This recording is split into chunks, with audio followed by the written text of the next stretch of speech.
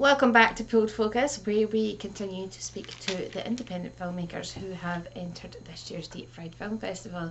Today we're joined by Charles Leggett, who has a film in called To Fondle Nothing. So welcome, Charles. Please tell us a bit about yourself and your filmmaking experience. Well, howdy, and thank you. My name's Charles Leggett. I live in Seattle, Washington, in the United States. I make my living as an actor, mostly on stage, but the occasional on camera shenanigans and voice work, recorded about uh, over 20 audiobooks and all that sort of stuff. And, of course, work was rather the pandemic, and a local news rag that actually has a sense of humor put out a call for do it yourself films, short films based on the pandemic. Right? And they called it the Confinement Online Film Festival, Cough. And I ignored it. And then they extended the deadline, and I just was like, what the hell?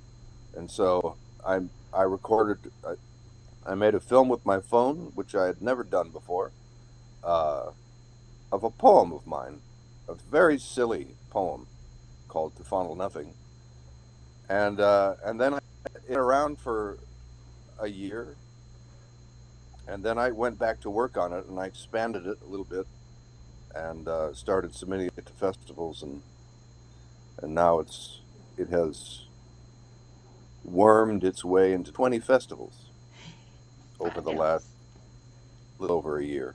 Yeah, it's been fun. I've gone all sorts of places uh, to like be at festivals that it's gotten into. So that's been wild as well. I went to Belgrade, Serbia with this silly little film. Right? This is quite a distance to travel from Seattle to go to Belgrade for a film festival, but that's brilliant. Well, I ain't getting any younger, I made the and most of it. I haven't done all that much traveling. And I mean, I just spent 5 weeks in Italy, sort of on a making junket, where Right? these traveling campuses, where you show up in a town with a bunch of filmmakers, a lot younger than, um, and you have 1 week to make a short film from scratch with no Brilliant. money.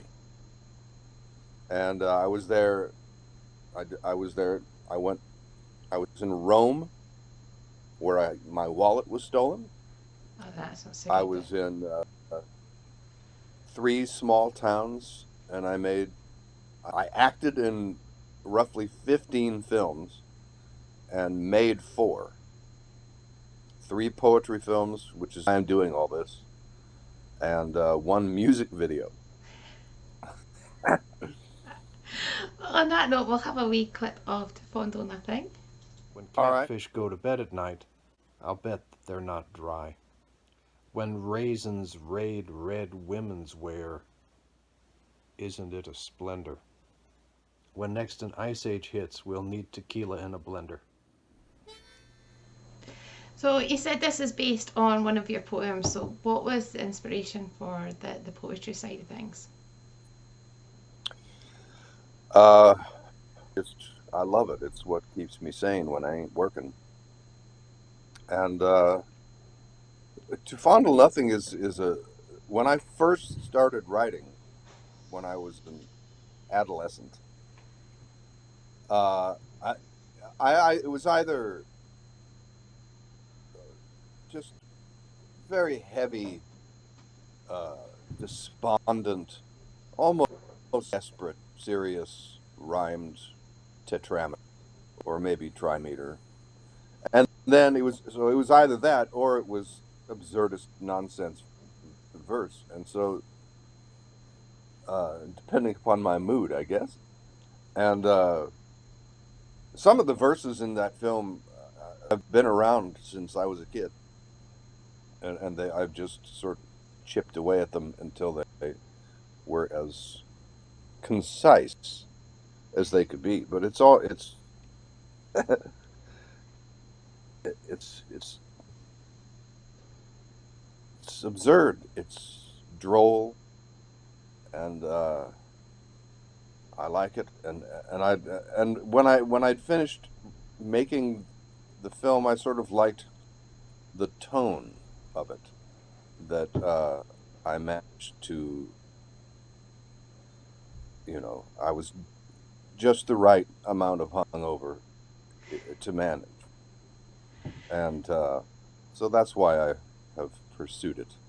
So, do you feel like you've maybe got the filmmaking bug now? Certainly the poetry film making bug.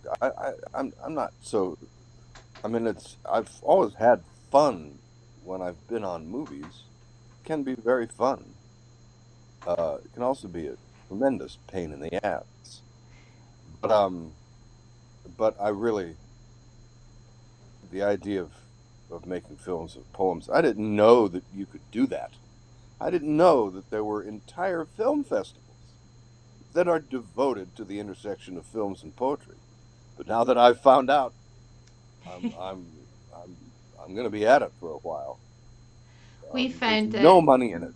well, lockdown and the whole pandemic, it kind of changed a lot of filmmakers in the way that they were making films because they were on their own so much, Yeah. and the resources they had available were different as well.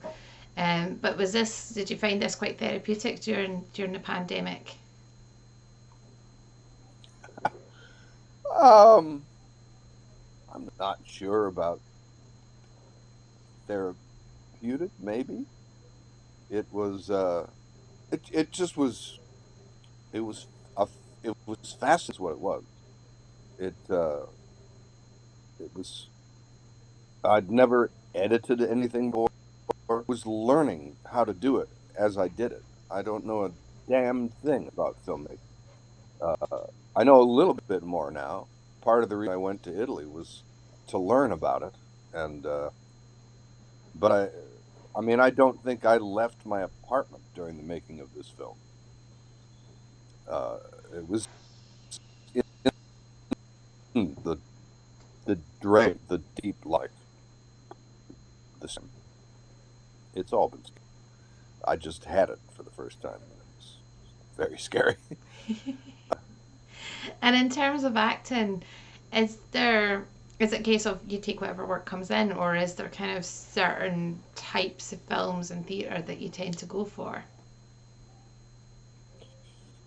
Uh, I mostly just say, especially now, theaters. 90% of my income over the years has been in theater because there's just not all that much film work here, and but it's been slow getting. In September. I start rehearsals for my first shows coming out of the pandemic, which is, and it's the Scottish play. I wrote. What's happening? I'm going to be in this comedy festival in Atlanta, Georgia, and I wrote the guy, uh, and I said I would love to come to the festival, but I'm going to be entering technical rehearsals in a production of one of the least funny great plays ever written, in which I will have the dubious distinction of being in the only scene it contains. So in Seattle, are things getting back to normal, or is there still that kind of like the whole creative industry? Is it still kind of a bit kind of tiptoeing and being quite slow to get back to Tiptoeing, yeah, normal? tiptoeing. At least it feels that way to me. As There are, talking to a lot of people, it is kind of like there's still a kind of fear of getting back to normality, but then it's gone on for so long. What is normal anymore? exactly, exactly. my whole perspective changed recently because I got sick with it. I had supposedly had it once before in February, but it was one of these no symptom Okay. situations where the only reason I knew is because I took a test. Um, but I, and the thing was that it was very nasty because the day I tested positive for the virus, my niece, who's in her middle 30s with two kids, an infant, died from COVID. Oh, there's too Suck. many stories like that. And it, it's that that has, and then I got, and I have, I, I've always been very careful because there are pre-existing conditions with me that make it like if I had gotten it 2 years ago, I died uh, without having had the virus. But The excuse me, the I can the see why shock. you're making the most of it now, though, with Italy and your other travels as well. Aside from doing the Scottish play, what's next on your to do list? Well, I have these films that I made in Italy that I'm able to.